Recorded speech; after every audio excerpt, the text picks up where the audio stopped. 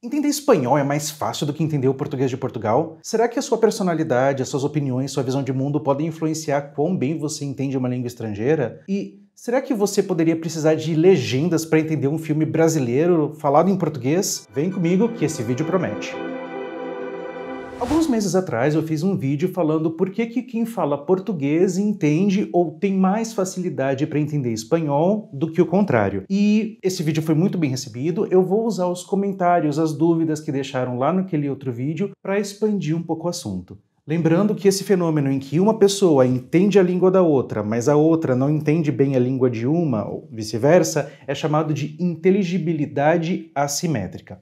Vamos lá? Muita gente chamou atenção para o fato de que esse fenômeno não acontece só entre línguas diferentes, não. Ele também acontece entre variedades diferentes da mesma língua. Aliás, eu achei muito curioso quantas pessoas comentaram dizendo que acham mais fácil entender o espanhol do que o português de Portugal. E olha, isso faz bastante sentido. O português de Portugal tem um ritmo bem diferente da maioria das variedades do português brasileiro. Aliás, se vocês quiserem que eu faça um vídeo falando sobre o ritmo das línguas do mundo, por favor, comentem aqui. Essa diferença de ritmo faz com que os portugueses engulam mais as vogais, e aí palavras como telefone, que é para ter 4 sílabas, acabam soando como telefone. Pra gente que é brasileiro, parece que até uma sílaba só, ou uma palavra eslava, russa, sei lá, alguma coisa meio assim. Então, essa diferença existe. Mas não é só a questão do sotaque que influencia isso, não. Milhões de utilizadores.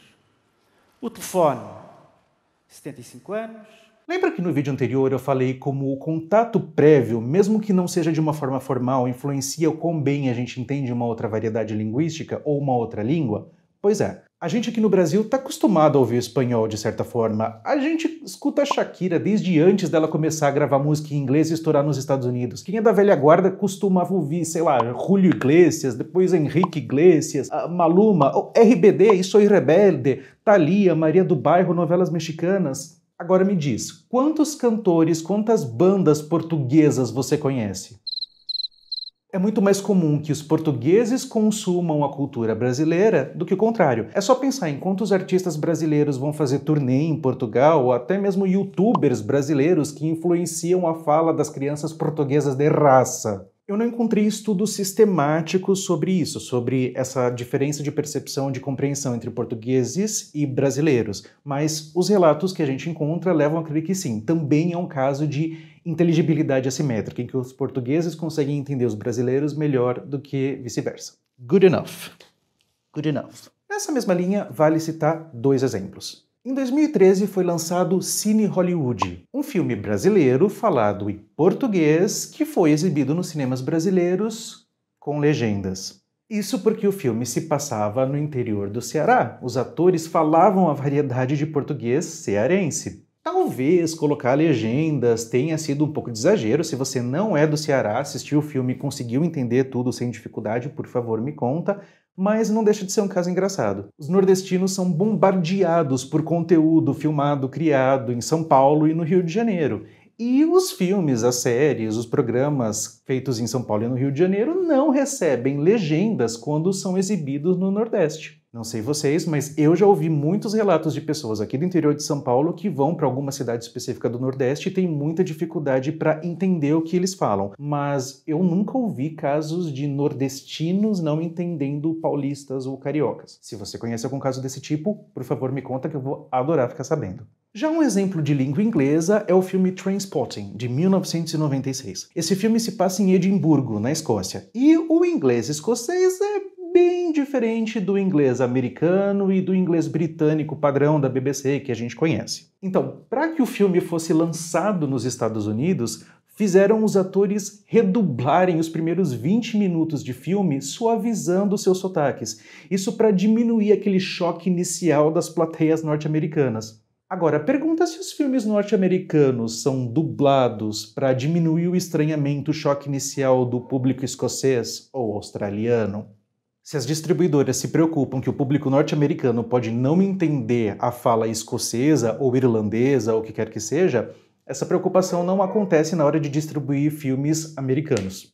Talvez o problema seja justamente que a gente está falando de compreensão oral ou auditiva, enfim. Quando a gente tenta medir a inteligibilidade de grupos de línguas, a gente percebe que as línguas são mais compreensíveis entre si, na modalidade escrita, do que na modalidade oral. Isso é verdade tanto para as línguas latinas, como o português e o francês, quanto para as línguas germânicas, como o alemão, o holandês e o sueco. Para focar só no grupo das línguas latinas mais faladas, português, espanhol, italiano, francês e romeno. Em um experimento para medir a inteligibilidade dessas línguas entre si, o espanhol foi de longe a língua mais fácil de ser compreendida por falantes de todas as outras línguas, uma média de respostas certas de 57%. Mas ainda assim, é mais fácil para o pessoal que fala línguas latinas entender o espanhol do que quem fala espanhol entender as outras línguas latinas. Falantes de italiano têm mais dificuldade com o português do que falantes de português têm com o italiano. O italiano parece ter ficado num meio termo. Não é tão fácil de entender, não é tão próximo das outras línguas como o português é do espanhol, mas também não é tão difícil assim. Se a gente pensar numa cidade, o italiano estaria no centro, onde é relativamente fácil você chegar. Já o francês e o romeno seriam as línguas da periferia, que têm um caminho mais longo para a gente chegar até elas. O romeno, em particular, foi a língua mais difícil para os outros falantes de línguas latinas entenderem, com uma média de apenas 12,5% de respostas corretas. E, gente, vamos deixar claro, eu estou falando de tendências gerais, tá? Não é determinista a coisa, não. Uma coisa que ficou de fora do vídeo anterior é como traços de personalidade podem influenciar o quão confortável você fica em tarefas que envolvam entender uma língua que você não estudou, que você não domina. A gente tem evidência de que pessoas mais extrovertidas e mais abertas a experiências diferentes se sentem mais confortáveis nesse tipo de tarefa. E, aliás, as suas opiniões, a sua percepção da outra língua e dos falantes daquela língua também influenciam quão bem você se dá nesse tipo de situação.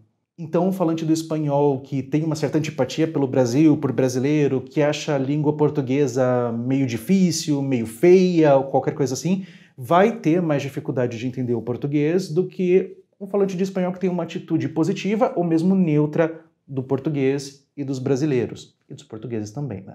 Outro aspecto importante é a diferença que faz a gente estar vendo os gestos da pessoa que está falando. É sério, a gente tem evidência de que pessoas que não estão só ouvindo a voz, mas também estão vendo os gestos que acompanham a fala e prestam atenção na movimentação da boca de quem está falando, absorvem significativamente mais informação do que quem só ouve a voz. Mas a personalidade da pessoa, a visão que ela tem da língua de seus falantes, ver ou não os gestos não são os únicos fatores que influenciam isso. Mas calma que ainda não acabou. O Zé Rodrigo, por exemplo, comentou que tem a impressão de que os falantes de espanhol que entendem melhor o português são os falantes paraguaios, e ele imagina que isso pode ter a ver com o fato desses falantes falarem também guarani. Bom, provavelmente a questão não é exatamente falar guarani. É mais provável que seja algo na linha do que a Michelle comentou. Ela menciona que na região dela tem muitos argentinos que visitam com frequência ou até mesmo moram lá. E que esses argentinos entendem o português com muito mais facilidade do que espanhóis, por exemplo. E ela atribui isso a quê? Ao fato de que esses argentinos vêm repetidamente ao Brasil e mesmo que essas visitas tenham uma distância entre elas, a repetição faz com que aos poucos esses argentinos se acostumem com a fonética e a fonologia do português.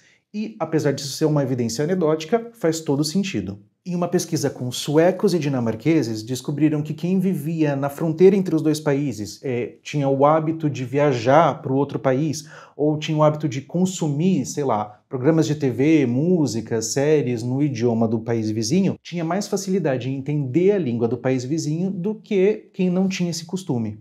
O que não quer dizer, para voltar ao comentário do Zé Rodrigo, que os paraguaios que falam guarani não possam ter alguma vantagem, mas isso não é exatamente pelo fato de falarem guarani. Pessoas que falam duas ou mais línguas parecem sim ter vantagens. Isso tanto de um ponto de vista linguístico, como uma maior percepção linguística, maior facilidade para perceber certos padrões, para perceber nuances na pronúncia, mas também em processos cognitivos mais gerais, como adaptabilidade ou mesmo resolução de problemas. Nos comentários do vídeo anterior ainda tinha bastante gente que focava no aspecto fonológico da questão dos fonemas diferentes entre o espanhol e o português, mas teve bastante gente que vinha questionando a questão lexical, das palavras em uso especificamente. Mas o que será que influencia mais? As palavras que a gente usa ou a forma como a gente pronuncia essas palavras? Vamos voltar para a Escandinávia porque, infelizmente, a maioria dos estudos sobre esse assunto está ali nas línguas... que parou? acabou a bateria de uma das lâmpadas, ou de uma das lanternas, ou o que quer que seja. Mas é o que tem para hoje. Vamos voltar para a Escandinávia porque, infelizmente, a maioria dos estudos sobre esse assunto está ali falando de línguas escandinavas ou germânicas. Fazer o quê?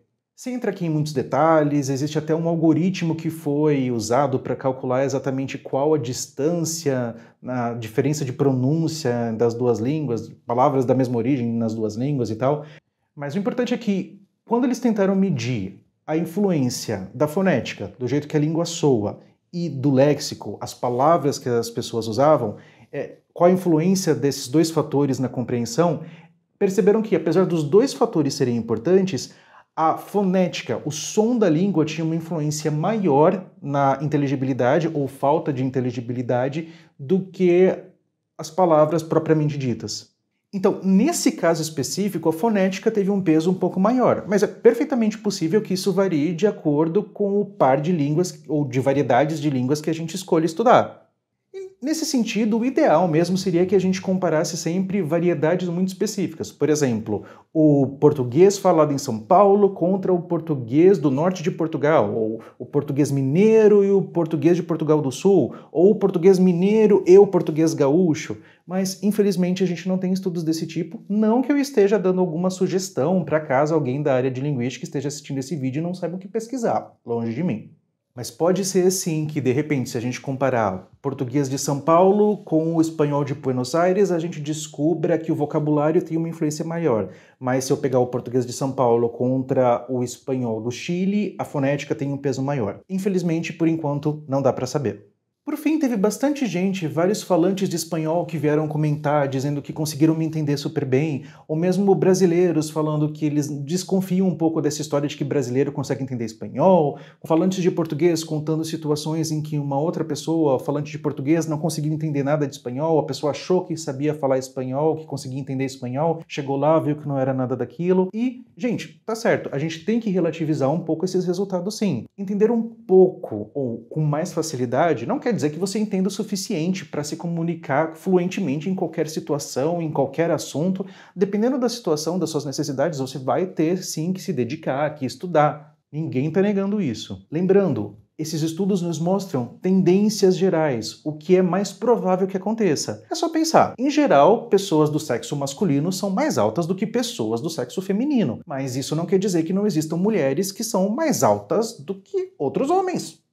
E claro, o assunto da comunicação em questão, o registro, se é formal ou informal, o sotaque, tudo isso influencia. É óbvio. O Alisson fala, por exemplo, sobre brasileiros que com certeza não vão conseguir entender uma frase como dar-me uma cajeta. Provavelmente não mesmo, e tá certo. Só que quando a gente entra muito nesse território das gírias específicas, dos regionalismos e tudo mais, a gente vai perdendo um pouco o foco, porque mesmo na nossa própria língua, isso complica a comunicação. Eu, por exemplo, quando eu tenho que levar o carro no mecânico, eu me sinto um jumento, porque eu não entendo patavinas de carro e muitas vezes não consigo entender nem as palavras que eles estão falando lá. Alguns anos atrás eu tentei assistir aquela série da Netflix, a Super Drags, e não consegui entender metade do que elas falavam, porque era muita gíria. Gente, olha que eu sou gay, hein? E eu não consegui entender tudo. Agora, isso significa que eu não consigo entender português? Não, né? Mas sim, gente, a tendência geral é que brasileiros, quem fala português, tendam a entender espanhol melhor ou com mais facilidade do que quem fala espanhol e entende o português brasileiro. Isso não significa que ninguém precisa estudar espanhol, isso não significa que espanhol é uma língua fácil que não precisa... Não quer dizer nada disso, é só uma tendência geral.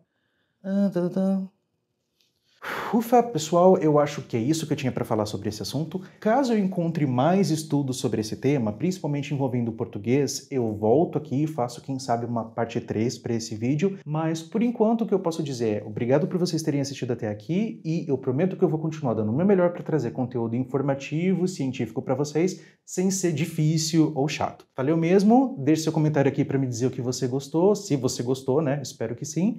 E até a próxima. Will, para agora que eu vou continuar, já deu 29 minutos. Mas sim.